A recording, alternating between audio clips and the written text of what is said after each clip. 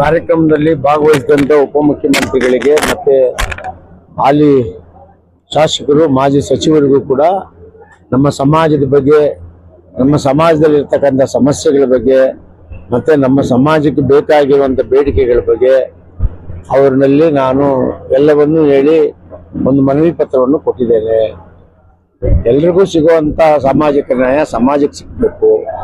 ಹಿಂದುಳಿದ ವರ್ಗದಲ್ಲಿರ್ತಕ್ಕಂಥ 102 ಜಾತಿನೂ ಕೂಡ 102 ಜಾತಿಗಳಲ್ಲಿ ಈಗೇನು ಸರ್ಕಾರ SCಗೆ ಒಳ ಮೀಸಲಾತಿ ಮಾಡಿದೆ, ಅದೇ ರೀತಿ ನಮ್ಮ ಹಿಂದುಳಿದ ವರ್ಗದಲ್ಲೂ ಕೂಡ 15% ಒಳ ಮೀಸಲಾತಿ ಮಾಡಬೇಕು. ಮತ್ತೆ ನಮ್ಮದೊಂದು 2-3 ದೇವಸ್ಥಾನಗಳಿದೆ, ಅಂದ್ರೆ ತಿಂದಗಿ ಮೌನೇಶ್ವರ ಮತ್ತೆ ಸಿರಿಸಂಗಿ, ಅದೆರಡು ಪ್ರಾಧಿಕಾರವನ್ನಾಗಿ ಮಾಡಬೇಕು. ಸಿದ್ದಪ್ಪಾಜಿ ದೇವಸ್ಥಾನದಲ್ಲಿ ದೇವರಿಗೆ ಪೂಜೆ ಮಾಡುವಂತ ಪೌರೋಹಿತ್ಯದ ಸ್ಥಾನಮಾನಗಳನ್ನು ಕೂಡ ನಮ್ಮ ಸಮಾಜದವರಿಗೆ ಸಿಗಬೇಕು.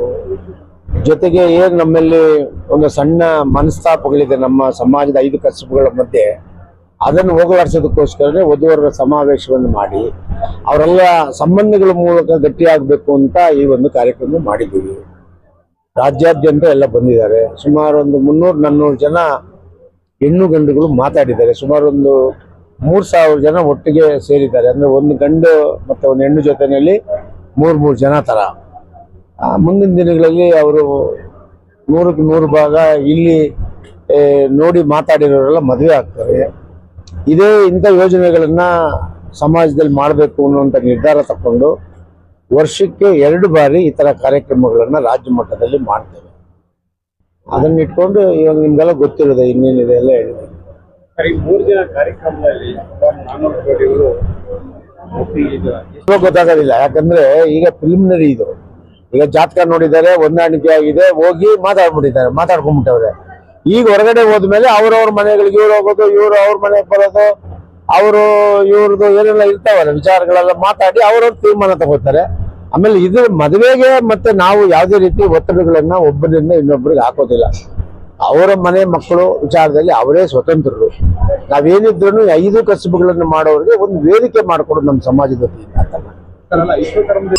ನೋಡೋಣ. ದೇವ್ರ ಹಂಗಿದ್ದೆ ಅಂತ ಅವಕಾಶ ಕೊಟ್ರೆ ಮಾಡ್ತೀನಿ. ಏನು ಅದಕ್ಕೆ ಇಲ್ಲ, ನಾನು ಹೇಳಿದ್ದು ಹಿಂದುಳಿದ ವರ್ಗದಲ್ಲಿ ಈಗ ಮುಖ್ಯಮಂತ್ರಿಗಳು ಕೆಲವೆಲ್ಲ ಹಿಂದುಳಿದ ವರ್ಗದ ಮಠಾಧಿಪತಿಗಳಿಗೆ ಜಾಗಗಳು ಕೊಟ್ಟರು ಮಠಕ್ಕೆ. ಆ ಮಠಾಧಿಪತಿಗಳ ಹೆಸರಲ್ಲಿ ನಮ್ಮ ಸಮಾಜದ ಸ್ವಾಮೀಜಿಗಳ ಹೆಸರುಗಳು ಇರ್ಲಿಲ್ಲ. ಇಂಥ ಒಂದು ಅನ್ಯಾಯಗಳು ನಡೀತದೆ ಅಂತ ಅವ್ರ ಗಮನಕ್ಕೆ ತಂದೆ ಅಷ್ಟೇ. ನಾನೇನು ಜಾಗ ಏನು ಕೇಳಲಿಲ್ಲ. 6 ಬೇಡಿಕೆಗಳು ಕೊಟ್ರಿ, ಉತ್ತಮವಾದ ಪ್ರತಿಕ್ರಿಯೆ ಕೊಟ್ಟವರು DCM ಏನ್ ಹೇಳ್ತಾರೆ ಸರ್ಕಾರಕ್ಕೆ? ಮಾಡಿದಾಗ ಹೇಳೋಣ.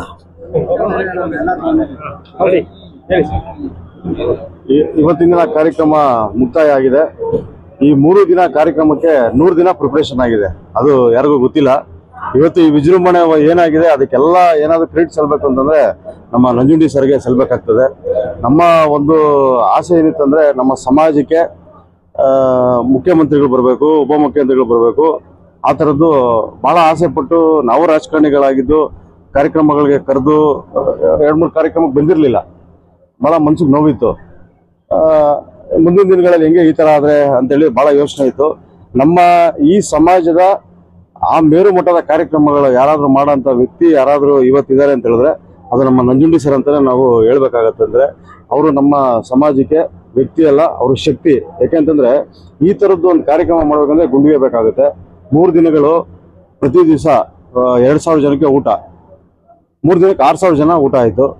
ಉಚಿತವಾಗಿ ಎಲ್ಲ ಅವರ ಸ್ವಂತ ದುಡ್ಡು, ಅವ್ರ ಸ್ವಂತ ಖರ್ಚಿಂದ ಮಾಡೋಂಥದ್ದು. ಆ ಥರ ಮನಸ್ಬೇಕಲ್ಲ. ಯಾವುದೇ ಸರ್ಕಾರದ ಫಂಡ್ ತೊಗೊಂಡಿಲ್ಲ, ಯಾರ ಹತ್ರನೂ ಶುಲ್ಕ ತಗೊಂಡಿಲ್ಲ. ಬಂದವ್ರಿಗೆಲ್ಲ ಇಲ್ಲಿ ಒಂದ್ ಮಾತು ಹೇಳಿದ್ರು, ನೀವು ಏನ್ ಕೆಲಸ ಮಾಡ್ದಿರೋ ಗೊತ್ತಿಲ್ಲ, ವ್ಯವಸ್ಥಿತವಾಗಿರ್ಬೇಕು. ಕಾಫಿ, ಟೀ, ಮತ್ತೊಂದು ಬಜ್ಜಿಯಿಂದ ಹಿಡಿದು ಕೊಡೋಂಥ ಒಂದು ಕಾರ್ಯಕ್ರಮ. ಏನೋ ಒಂದು ಫಲಾವ್ ಕೊಟ್ಟು ಹೋಗುವಂಥದ್ದು ಓಕೆ. ಇವತ್ತು ಒಬ್ಬಟ್ಟು ಕೂಡ ಮಾಡಿಸಿದ್ದಾರೆ. ಈ ಥರದ ಶಕ್ತಿ ದೇವರು ಇನ್ನೂ ಅವ್ರಿಗೆ ಹೆಚ್ಚು ಕೊಡ್ಲಿ. ಅವ್ರಿಗೆ ಎಷ್ಟು ಕಾರ್ಯಕ್ರಮ ಮಾಡಿದ್ರು ನಾವೆಲ್ಲ ಅವ್ರ ಜೊತೆ ನಾವು ಯುವಕರು ಇರ್ತೀವಿ. ಅವ್ರ ಸಾಮೂಹಿಕ ವಿವಾಹ ಏನಾಗಿದೆ ಅಂದ್ರೆ ನೀವು ಹೇಳಿದ್ದು ಕರೆಕ್ಟೇ. ಸಾಮೂಹಿಕ ವಿವಾಹ ಮಾಡೋದಕ್ಕೆ ಅಧ್ಯಕ್ಷರದ್ದು ಬಹಳ ದೊಡ್ಡ ಯೋಚನೆ ಇದೆ. ಬಟ್ ಅದನ್ನ ನಾವು ಡಿಸ್ಕ್ಲೋಸ್ ಮಾಡಕ್ ಆಗಲ್ಲ. ಬಟ್ ಆದ್ರೂ ಅವ್ರು ಏನ್ ಬೇಜಾರ್ ಮಾಡ್ಕೊಂತಾರೋ ಗೊತ್ತಿಲ್ಲ. ಬೇಡ ಇರ್ಲಿ. ಅದಕ್ಕೆ ನಾವು ಒಂದು ಪ್ಲಾನ್ ಇಟ್ಕೊಂಡಿದ್ದಾರೆ. ಅದು ನಿಮ್ಗೆ ಇಡೀ ರಾಜ್ಯನೇ ಮಾತಾಡಬೇಕು, ಆ ತರದೊಂದು ಆಗತ್ತೆ. ನೀವು ಹೇಳಿದ ಕಾರ್ಯಕ್ರಮ ಅವತ್ತಿನ ದಿನ ನೀವೇ ಹೇಳ್ತೀರಾ. Thank you very much. ಇಲ್ಲ, ಇವತ್ತಿನ ದಿನ ನಾವು ಹಿಂದಿನ ದಿನ ಮೀಟಿಂಗ್ ಮಾಡಿದ್ವಿ ರಾತ್ರಿ 7:30 8 ಗಂಟೆಯಲ್ಲಿ. ನಮ್ಮ ಒಂದು ಬೇಡಿಕೆ ಇತ್ತು, ಏನಂತ, ಇವತ್ತಿನ ವೇದಿಕೆಯಲ್ಲಿ ನಾವು ಎಲ್ಲ ಒಂದು ಒಕ್ಕಲಿಗಲ್ಲಿ ನಾವು ಕೇಳಬೇಕು, ಅಣ್ಣವ್ರನ್ನ MLC ಮಾಡಿ ಮಿನಿಸ್ಟ್ರಿ ಮಾಡಿ ಅಂತೇಳಿ ನಾವು ಕೇಳುವಂತವ್ರು ಎಲ್ಲ ಇದ್ವಿ. ಆಕ್ಚುಲಿ ಎಲ್ಲ ಮುಖಂಡರುಗಳು, ಸುಮಾರು ಯಾರ್ಯಾರು ಯುವಕರು ಇದ್ರು, ಎಲ್ಲ ಪಾರ್ಟಿಲಿ ಕೆಲಸ ಮಾಡುವಂತರು, ನಾವು ನಮ್ದೊಂದು ಹಂಬಲ ರಿಕ್ವೆಸ್ಟ್ ಕೇಳಬೇಕು ಅಂತ ನಾವೆಲ್ಲ ಡಿಸೈಡ್ ಮಾಡಿದ್ವಿ.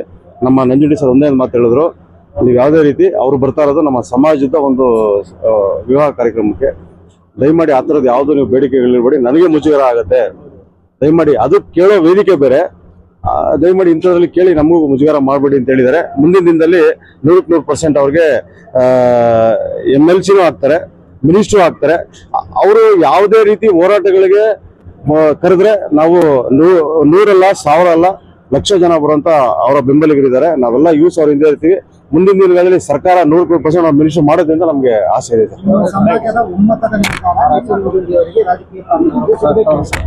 ಏನಾಗಿದೆ ಅಂತಂದ್ರೆ ನೋಡಿ ಸರ್, ಇವತ್ತು ನಮ್ಮ ಎಲ್ಲ ನಾವು ಪ್ರತಿ ಇದ್ರಲ್ಲೂ ಹೇಳ್ತಾನೆ ಇರ್ತೀವಿ, ನಮ್ಗೇನಾದ್ರೂ ಇವತ್ತಿನ ಸರ್ಕಾರದ ಸವಲತ್ತುಗಳನ್ನ ತಂದು ಕೊಟ್ಟಿರುವಂತ ವ್ಯಕ್ತಿ ಯಾರಿದ್ದಾರೆ, KP ನಂಜುಂಡಿ ಅವರು. 3 ಕಾರ್ಯಕ್ರಮಗಳನ್ನ, ನಿಗಮ ಆಗ್ಬೋದು, ಅಮರ ಶಿಲ್ಪಿ ಜಕಣಾಚಾರಿ ಆಗ್ಬೋದು, ಆಮೇಲೆ ವಿಶ್ವಕರ್ಮ ಜಯಂತಿ ಆಗ್ಬೋದು, ಅಷ್ಟು ಕಾರ್ಯಕ್ರಮ ಸರ್ಕಾರದ ಕಾರ್ಯಕ್ರಮಗಳು. ಇವತ್ತಿನವರೆಗೂ ತರಂತ ಗುಂಡಿಗೆ ಯಾರು ಇರಲಿಲ್ಲ ಸರ್. ಯಾರಿಗಿತ್ತು ಸರ್ ಒಂದು ಗುಂಡಿಗೆ ಹೇಳಿ? ಅವರು ಲಕ್ಷಾಂತರ ಜನ ಸೇರಿಸಿ ಸಮಾವೇಶ ಮಾಡಿ 25 ವರ್ಷಗಳ ಹೋರಾಟದಲ್ಲಿ ಬರೀ 3 ಸಕ್ಸಸ್ ಆಗಿದೆ. ಇನ್ನ ಮುಂದಿನ ಹೋರಾಟಗಳಲ್ಲಿ ಇನ್ನೂ 3 ಸಕ್ಸಸ್ ಮಾಡ್ತಾರೆ ಅವರು. ಆ ಶಕ್ತಿ ದೇವರು ಕೊಟ್ಟಿದ್ದಾರೆ. ನಾವೆಲ್ಲ ಯುವಕರು ಅವರಿಂದ